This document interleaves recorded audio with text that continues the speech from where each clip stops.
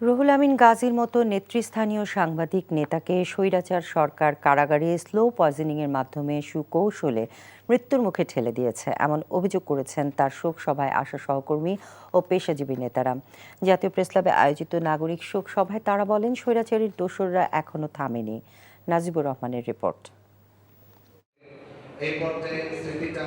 ছাত্র জনতার আন্দোলনে অগ্রণী ভূমিকা পালন করা প্রখ্যাত সাংবাদিক ও পেশাজীবী নেতা রুহুল আমিন গাজীর স্মরণ সভায় তার সহকর্মীদের অভিযোগ, শেষ জীবনে স্বৈরাচার সরকারের প্রতিহিংসার শিকার ছিলেন তিনি। রুহুল আমিন গাজী থেকে এত অসুস্থ ছিলেন না,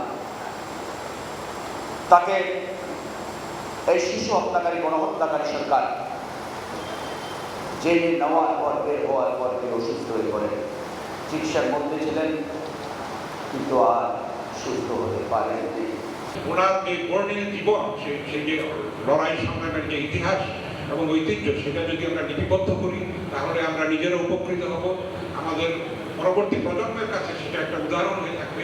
শোক সভায় যোগ দিয়ে রাজনৈতিক দলের শীর্ষ নেতারা বলেন, রুহুল আমিন গাজী ছিলেন ফ্যাসিবাদের বিরুদ্ধে প্রতিবাদী কণ্ঠস্বর। নতুন বাংলাদেশ বিনির্মাণে প্রখ্যাত এই সাংবাদিকের আদর্শকে বুকে ধারণ করে ঐক্যবদ্ধ থাকার আহ্বান জানান তারা। কষ্ট হচ্ছে যে তিনি নির্যাতিত হয়ে মৃত্যুবরণ করেছেন কারাগারে 18 মাস, দীর্ঘদিন তাকে ডিভিশন দেওয়া হয়নি। হাইকোর্টে, নিম্ন আদালতে বারবার ধর্ণা দিয়েছি আমরা, কিন্তু তার ডিভিশন দেওয়া হয়নি। একেবারেই শেষের দিকে এসে খুব চ্যালেঞ্জ করে অ্যাপিল ডিভিশন থেকে তার ডিভিশনের আদেশটা নিতে হয়েছে। গাজী ভাই এত তাড়াতাড়ি খারাপ হয়ে যাওয়ার কোনোই কারণ নাই, ওনাকে জাস্ট মৃত্যুর দিকে ঠেলে দিয়েছে বিগত স্বৈরাচার। মাহমুদুর রহমানকে খুঁজে পান, কিন্তু তাদেরকে খুঁজে পান না। এটা তো হবে না, এটা তো হবে না। তাদেরকে সব পাশে নিয়ে বসে আছেন।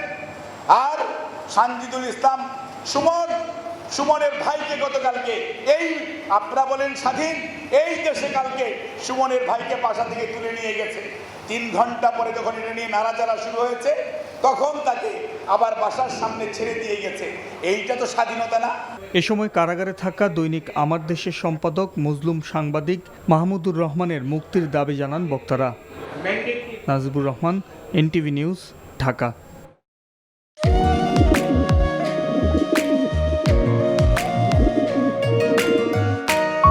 আমি রাশেদ। আমি সুফিয়া। আপনার পোষা কবুতর, আপনার মায়া এখনো ছাড়তে পারেনি, এই জন্য উড়ে চলে আসছে। মায়া হচ্ছে ম্যাজিকের মতো, একবার মায়া বললে সহজে ভোলা যায় না।